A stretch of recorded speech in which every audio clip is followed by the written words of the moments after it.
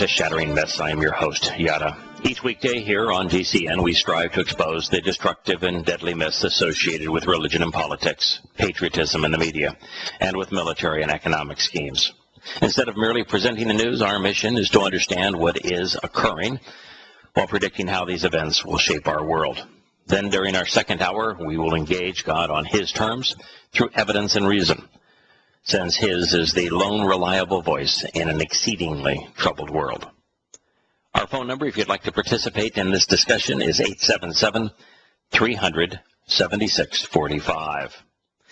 As a reminder, during our second hour for the next at least 4 days, we're going to turn our attention to Shavuot, away from the creation account and to the celebration of 7 sevens, because it will begin at sundown on Thursday, the 16th of May, later this week. In the news, a Tunisian, who authorities believe radicalized one of the suspects held in Canada on charges of plotting to blow up a passenger train, has been arrested in New York City. It is amazing that we have gone to groupthink so quickly again. There was a period of time where, when speaking of Islamic terrorists, we simply used the term terrorist. And then there were so many of them, and they were so similar to, in fact identical to, the very population in Iraq and Iran that, or Iraq and Afghanistan, that we were telling everyone that we were in there to those countries to liberate, that we called them insurgents, as if there were a separate group of people. There were the good guys that were trying to liberate, and then there were these insurgent types. And then the country, starting with George Bush, the King George II, W., then moving to an extreme with Obama, wanted to relabel those who they were at war against as extremists. Because if it's extremist, then you can separate it from Islam, and then you can also apply it to anyone who is opposed to what you're trying to accomplish.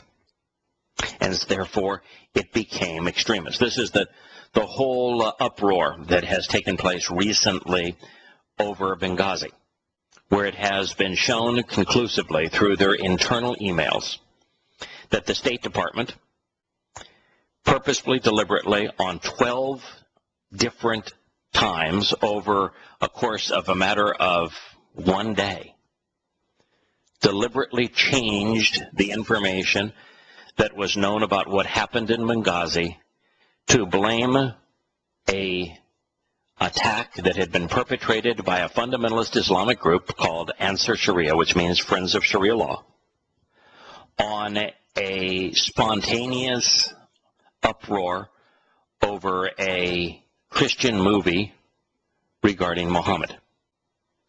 Because if the movie could be blamed, then extremists were the foe. If Friends of Sharia are to blame, then Islam is the foe. And so the president and his State Department deliberately, knowingly lied, and we have absolute proof that this is the case. Well, radicalized is one of those terms. Radicalized has become kissing cousin to extremist. You know, are they a self-grown extremist, or were they radicalized by foreign influences? Well, I guess there's only a foreign influence if you consider Islam foreign. If you consider Islam part of the fabric of America, as does this president, then you've got to come up with another explanation. But anyway, the universal use of radicalized shows the groupthink that has become so pervasive in America, so destructive to our ability to think.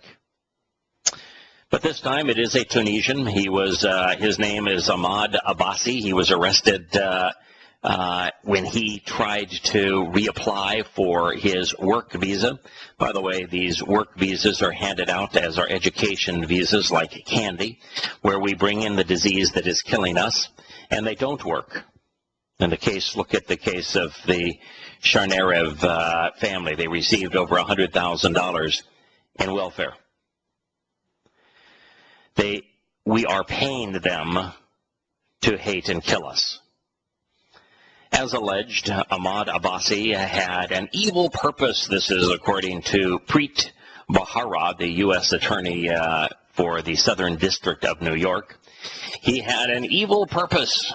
He was a Muslim. Of course he had an evil purpose for seeking to remain in the United States, to commit acts of terror and to develop networks of terrorists here. Networks of terror.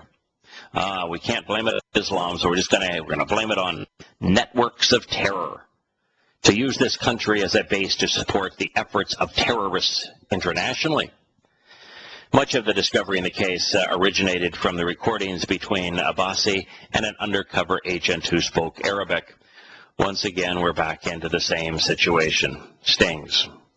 And when you're using a sting each time to say, look how successful we have been at preventing a terrible Islamic tragedy, what you're dealing with is a very fine line as to whether or not the U.S. government is actually engaged in illegal activity. Of course, in this case, the translation of those conversations remains classified.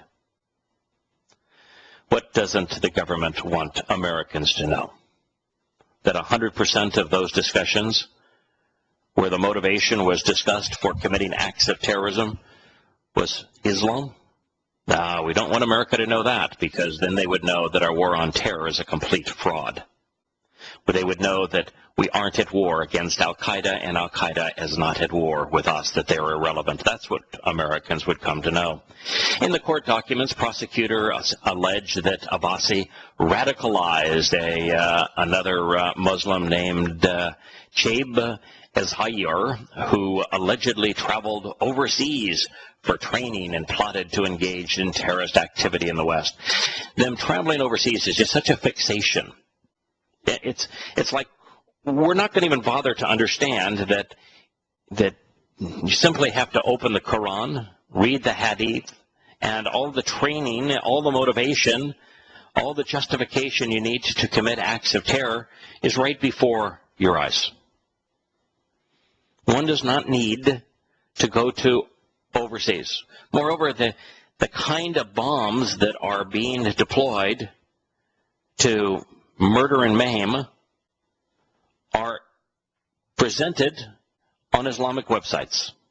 One does not need to go overseas to learn how to make them. This overseas concept of, oh boy, we've got to really keep up our guard and keep up our war against terror overseas for the radicalization and training camps, it's just a bunch of rubbish. Anyway, the radicalized Muslim was arrested in Canada. Remember the big plot that the Canadian Royal Mounted Police said that was inspired and financed and controlled by al-Qaeda in Iran? Well, it turns out I'm laughing, of course, because al-Qaeda and Iran are foes. They're not allies. Al-Qaeda is Sunni, and Iran, of course, is in a civil war right now in Syria, battling Sunnis because they are Shia. But turns out that the inspiration for Mr. I want to blow up the train bomber came from Tunisia.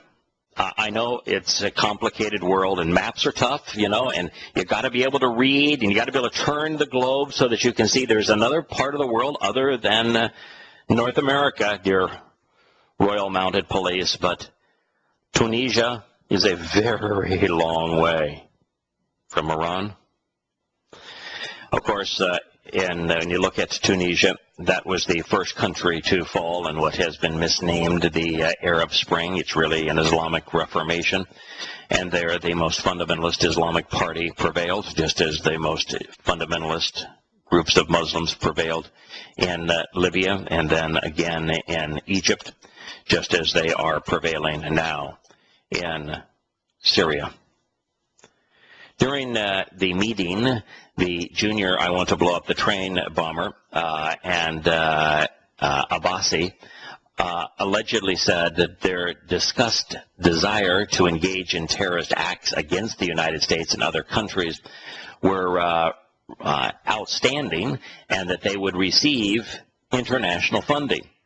The organization that he said would be engaged in funding them, no, not al-Qaeda in Iraq, as the Royal Mounted Police said in Canada. No, it was the Nusra Front. Now, what is the Nusra Front? The Nusra Front is a group that even before their name was known, I was sharing on this program what caused the Syrian, what was at the time peaceful protest against the Assad government, what caused that to become the bloodiest civil war the world has known in some time. What caused it, what made that transition, was the awakening councils that the United States had armed and funded in Iraq, and they fled Iraq, where they're having marginal success and reuniting a civil war there, these Sunnis, in opposition to the Shias, and they began using their weapons in Syria. And so what we find is that there is a direct correlation between the Nusra Front and al-Qaeda, not al-Qaeda, the Islamic State of Iraq. Now, this, and the reason I stumbled over al-Qaeda there is this article says that the al-Nusra Front is an organization commonly referred to as al-Qaeda in Iraq. Now, that's not true. There was no al-Qaeda in Iraq prior to the American invasion of that country. They were bitter foes. But the Islamic State of Iraq, which is the name of the predominant Sunni Islamic terrorist organization within Iraq, and the Nusra Front are identical. They're one and the same. Same leader, same motivations, same group of people. It just was a movement of American armed jihadists and Sunni jihadists in Iraq, across the border into Syria, where they began a civil war that there is no way to stop, that has become the worst, most hellish, combined presentation of everything that is wrong with Islam in the world today. And it was all started because America armed the wrong people. Good morning. Welcome back to Shattering Myths. You can join this conversation anytime over the next 2 hours by calling 877-300-7645. The terrorist act, by the way, that all the Muslims were all at Twitter about wanting to fund and to perpetrate, that was such a marvelous and good plan, was contaminating the air and water supply with bacteria in order to kill 100,000 people. Turning to another act, this one singular, this one in a different part of the world. The article comes to us from Reuters. It begins with a name, al-Rassooli. Read the mysterious text message on early on a Tuesday morning with dread. It read, "Forgive me, brother." Minutes later, his 21-year-old brother, Salam, it is sad to read this. This is how misguided Muslims are. Anyway, his 21-year-old brother, Salam, stabbed an Israeli settler while waiting at a traffic circle in the occupied West Bank, killing him before being shot and arrested by soldiers. So here's Ali Zaghal reading a message from his 21-year-old brother, Salam, who said, "Forgive me, brother." And he went off and killed an Israeli whom he did not know, just decided that up close and personal, he would drive a knife into his heart. While the family of the dead settler mourned their loss, the Zaghal family, living in poverty in the north of the Palestine territory, defended Salam's actions as justified. So, here's a murderer. He is living in a mythical land. He is impoverished because of his religion. And because of his religion, his family said, oh, well, perfectly appropriate for him to go kill an Israeli. Their quote is, "It was destiny, and we take pride in him as a family." You know, it was like the immediate aftermath of the Boston bombings. The Islamic world were all rejoicing because from their perspective it was good. Killing in Islam is a high calling. It was destiny. We take pride in him, this murderer, as a family. What he did is a duty for all of the mythical people known as Palestinians. Of course, the mythical people was omitted from the article, end of quote. Living with the aggression of the army and settlers. Oh, rubbish. The settlers are peaceful. The aggressors are the Muslims. His elderly father, Assad, said. Boy, is there any wonder why Yahowah wrote, etched in stone, that the corruptions of the fathers will be counted upon their children to the third and fourth generation? This father is responsible for making the monster that became his son. We witnessed the same thing, of course, with the Shinareb boys and how hideously repulsive both their mother and father are. The slaying of the 31-year-old Borovsky, the Israeli, was the first time an Israeli had been killed by the mythical people known as the Palestinians. By the way, him being a Palestinian, this mythical designation had nothing to do with the desire to kill, nor the justification for it. It was all that he was a Muslim. In the West Bank since 2011, about a year and a half ago, when 7 Israelis were murdered, including a family of 2 settlers and their 3 young children, who were all savagely knifed to death. 9 Palestinians, the article says, have been shot and killed by Israeli soldiers this year alone. To which they add, oh, mostly during clashes with protesters. Every Muslim who has been killed there has been killed for attacking Jews. It was in the process of attacking. Israelis don't care. If you want to have a parade where you honor your murderers, that's just fine. Go ahead. Be stupid. But when you start throwing rocks, when you start throwing Molotov cocktails, when you start firing guns, when you start flinging knives, they're going to stop you.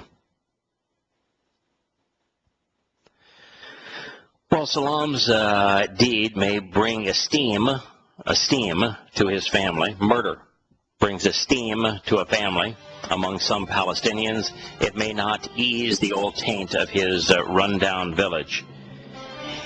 His brother Abdul Fattah's conviction by the Palestinian authorities for spying for Israel. You see, Salam's deed, his desire to kill, was to assuage the great stain on his family by his brother's action, where his brother, probably falsely, was accused for spying for Israel. Welcome back to Shattering Myths. I am Yada. We're discussing the story of how a religion perverts people's ability to be moral to the point that they view killing as the highest honor.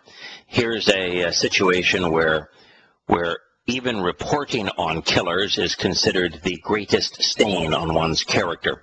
So the Israeli security forces say that they are investigating whether Salam's attack on the innocent Israeli settler was meant to clear the family name. So you can, in the world of Islam, it is so upside down, you actually clear a family name by committing murder. Palestinian society, again using this term as in, a Palestinian society. Come on. There is no such thing as a Palestinian. There's no such place as Palestine. How can you have Palestinian society when The Muslims that live in and around Israel are amongst the most impoverished, least educated, most savage people in the world. And yet, there's a Palestinian society, the reporter wants us to believe, reviles suspected spies, and families seldom live down the shame of being linked to one. Now, we're not talking about spies. Israel has the most formidable spy network in the world, and they use Israelis. They're not like the United States. The United States doesn't have the CIA does not embed Americans in foreign groups that would do us harm. We tend to want to bribe people to provide data for us and spy on their own, to turn traitor on their own people. That's not what the Israelis do. The killing appears to encapsulate the contradictions of Palestinian politics. Now here's Palestinian politics again, when there is no such thing as a Palestinian in the West Bank. By the way, there really is no such thing as the West Bank either. You know, when this area was part of Jordan, it was never called the West Bank. It was just called Jordan. And now that it is part of Israel, it's now occupied territory, and it's the West Bank of the Jordan River. It's Judea. Anyway, it's encapsulate the contradictions, torn between working with a sworn enemy and lashing out violently against it. Yes, there's this notion that Fatah, the old PLO, is trying to work with Israel as opposed to lash out against it, while Hamas simply wants to lash out against it. And by the concept of a sworn enemy, the Israelites, the Israelis, don't have this mythical people known as the Palestinians as a sworn enemy. This is always one way. The Muslims attack, the Israelis simply defend against whoever is attacking them. Abdul Fattah's 10-year sentence was commuted out of mercy for the impoverished family. And all of these folks are impoverished. Islam makes them that way, a security source said. And he was freed on bail pending an appeal after serving a year in jail. Now, this is the one that was allegedly engaged in spying. He said, I served a year. They said I was informing, but they were totally wrong, and they had absolutely no evidence. Abdul Fattah said, holding Islamic prayer beads in his sinewy arm. Shalom was released from an Israeli jail just 2 months ago after completing a 3.5-year term for planting explosives by Israel's separation barrier near his village and trying to wrest a gun from a soldier. So the murderer was in jail for planting a bomb, and he was released from jail from planting the bomb. And so the most noble and wonderful religious act that he could perform was go killing a Jew. This quote, they let him out of prison, out of one prison into what? This open air prison? In other words, the so-called Palestinian territories are a prison. He had no job and was talking more and more about the martyrdom of the prisoners in Israeli jail. He felt deeply about their suffering. Now here he was in jail for planting a bomb. That's why he was in jail.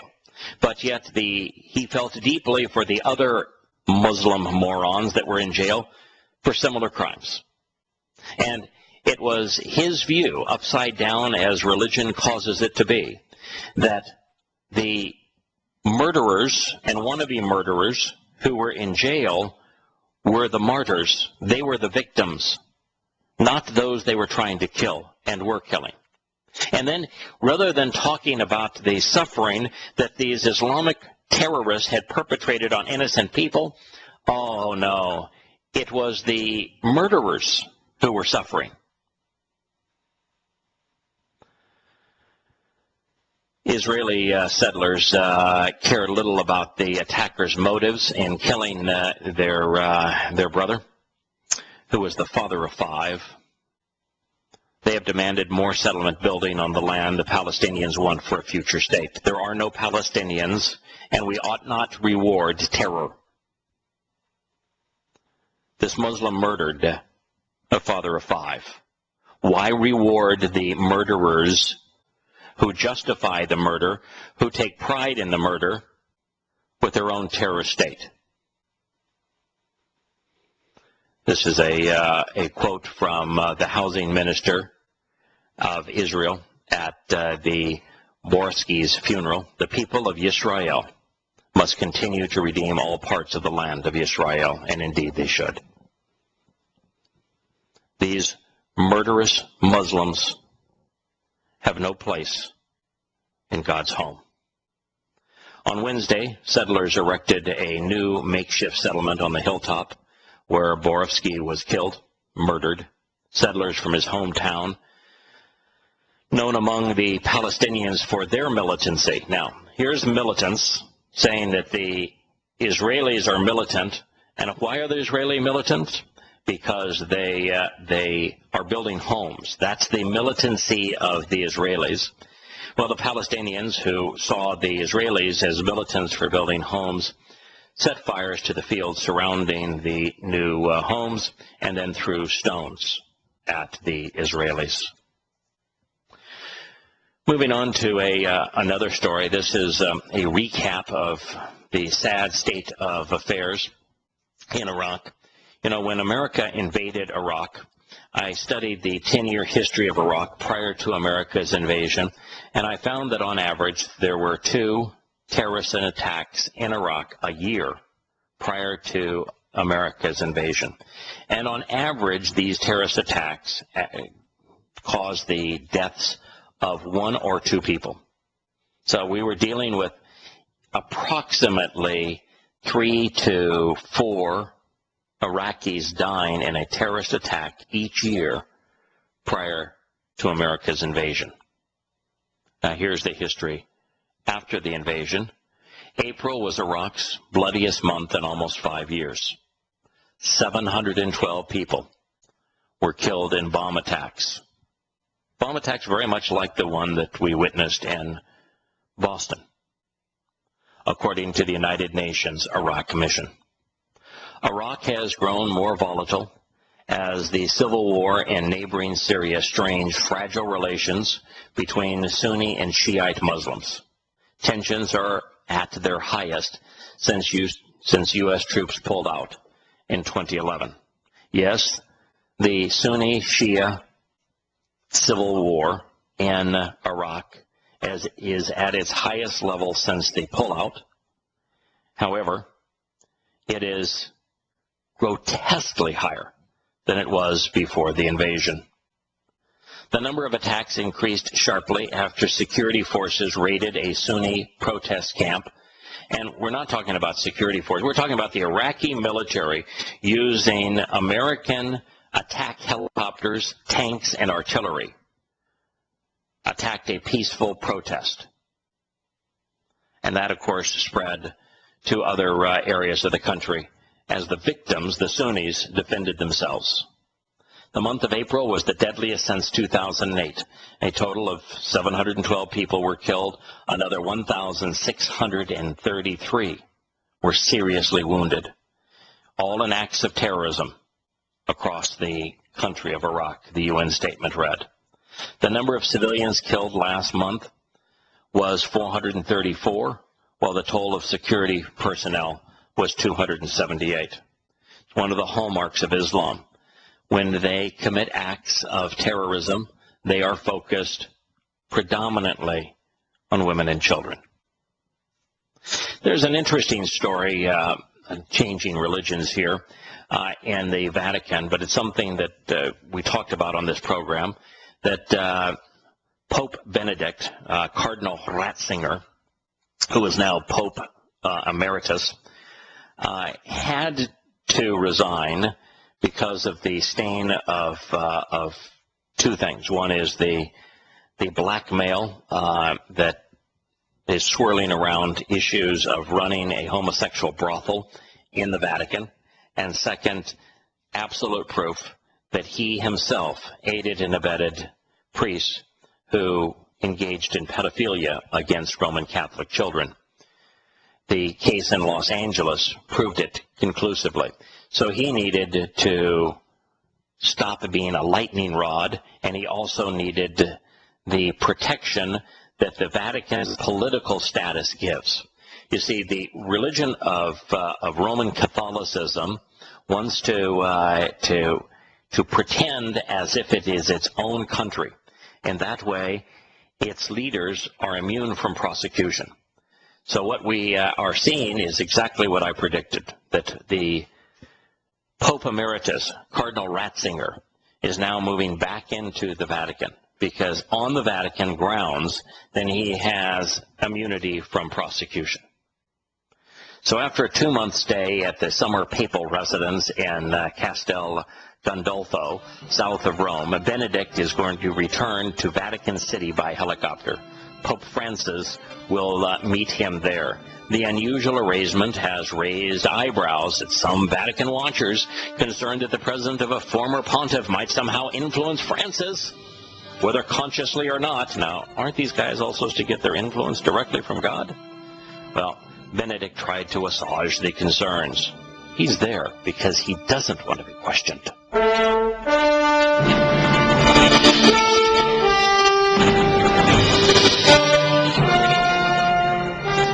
Welcome back to Shattering Myths.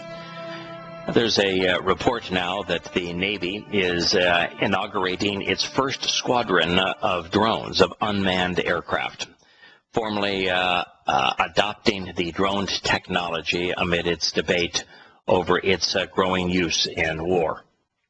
Military officials will launch the submarine strike squadron. They're calling the drones that are deployed from submarines. Now, I got news for you. The U.S. military, particularly the Navy, is doing everything they can to try to justify the unjustifiable.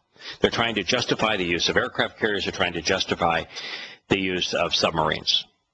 Neither have any value whatsoever. And the purpose of an aircraft carrier is to project a force, and if we did not have the ability to project a force, if America's military capability was nothing more than defending our own borders, we would be vastly safer than we are by projecting a force and therefore being prone to engage in conflicts we ought not be part of.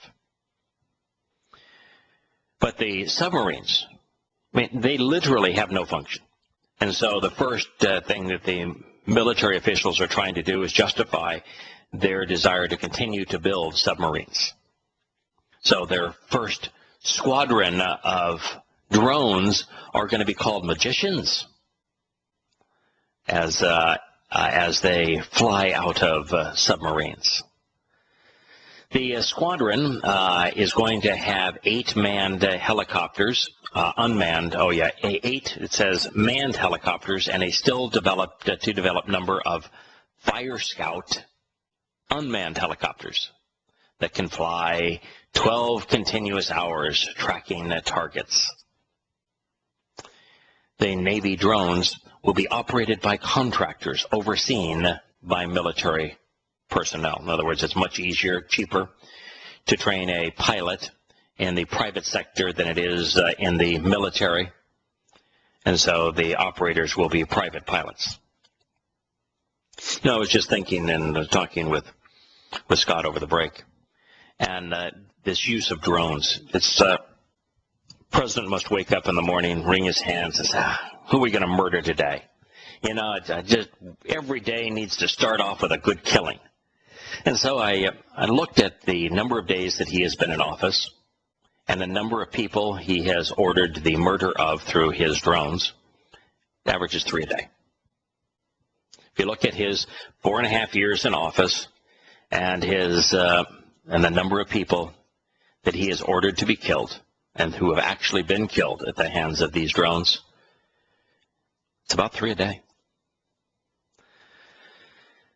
The Eurozone, the next story on the review board says, is going to shrink by a great deal more than was previously expected, with France sliding into a horrible recession, according to a gloomy European Commission report. You know, these kinds of economic forecasts from central bankers are all designed to tell you, oh yeah, well, we've turned the corner, everything is going to be great, you should believe in us, you should just go on as if nothing is happening behind the curtain, not to worry. And yet, as they get closer to reality and it becomes more difficult to deceive, they announce the truth, that economic conditions are far worse than what they had previously said. They said that overall, France entering a recession is going to contract. They use the term negative growth. You're either growing or you're dying. Negative growth. Quote, grappling with the aftermath of a profound financial and economic crisis, the EU's economy is now set to pick up speed. Only very slowly in the course of this year, the report said. Of course, one of the things they did not say is that in having been a pilot, I can tell you that the fastest way to pick up speed is to point the nose of the airplane down. So, yes, the European economy is going to pick up speed. It is picking up speed, just as the American economy is, as we race to our own destruction, pointing the nose straight down. It predicted that France's deficit would rise sharply to over 4% of GDP in 2014. Now, the American deficit is averaging twice that, at 9% of GDP.